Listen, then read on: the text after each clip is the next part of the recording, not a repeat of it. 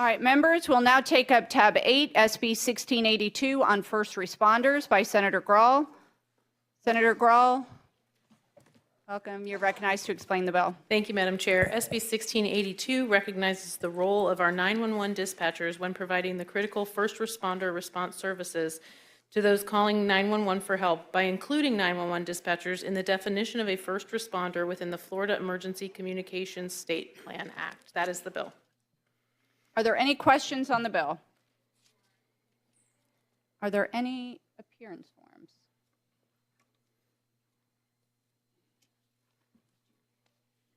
All right.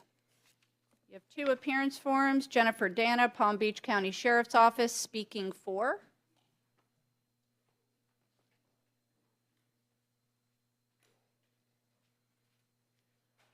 Good afternoon. You're recognized. Thank you. I appreciate you guys hearing us. I just wanted to come up and just kind of explain our position on it. I am in support, obviously. I have been doing this for over 16 years, and it's long overdue that we recognize as first responders. It's hard to keep people in the seats. We heard a bill earlier about kids drowning. I'll never think of Thanksgiving the same when I heard a mother calling because she took a nap and woke up and both of her toddlers were floating in the pool. That's never going to go away.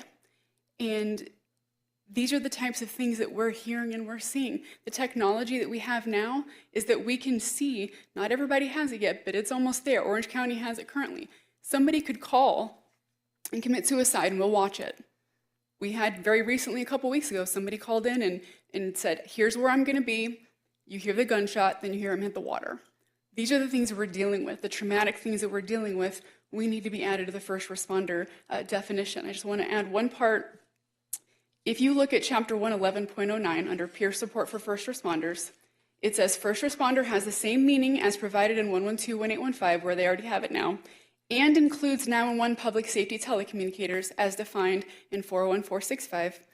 But if you go down to Section D, it says peer support means the provision of physical, moral, or emotional support to a first responder by a first responder peer for the purpose of addressing physical or emotional conditions or other issues associated with being a first responder. The state already acknowledges that we're first responders as far as being able to support each other. We should be added into the definition, and so that's what we're in support of, and that's what we're asking you to do today for us. Thank you. Thank you. Thank you for what you do. Next is Richard Pinsky, speaking for. Wave in support. Thank you, Mr. Pinsky. Is there any debate on the bill? Senator Burgess. Thank you, Madam Chair. This is a great bill, Senator Grall. Thank you for bringing it forward. I have a peer support bill that's going to make sure that people involved in crime scenes are eligible for the peer support.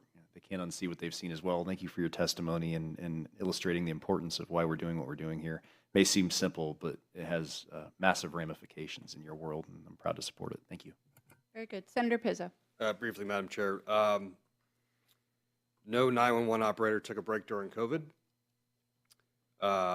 They were left out of the bonus structure. And Joanne Alvarez, my district aide, 35 years as a 911 operator for BSO, came out of retirement, she must be nuts, to come work for us. All of these brave men and women realize that just changing the definition does not come with the expectation right away that we're qualifying for anything more. But there is nothing more harrowing and more effective at a criminal trial than playing a 911 call that encapsulates and captures, unfortunately, the brutality, the violence, and it's not an act. You are there from the commencement of the call until it's finished.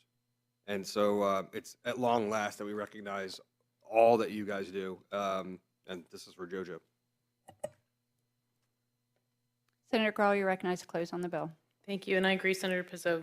This doesn't go far enough. It is the first step, and it's our 911 operators who are there providing wound and trauma care instructions, providing life-saving CPR instructions, listening to some of the most horrific acts that any of us can imagine, and many times they don't have the closure that comes with the people who actually arrive at the scene and know the outcome of maybe there was a positive outcome. They don't get the benefit of that positive outcome. Maybe there was the ability to step in and save a child, save a person.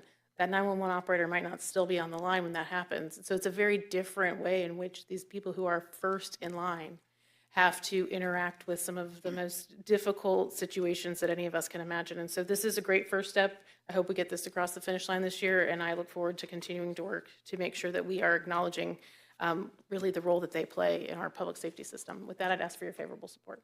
Thank you. Susan, please call the roll on SB 1682. Senator Bernard. Senator Boyd.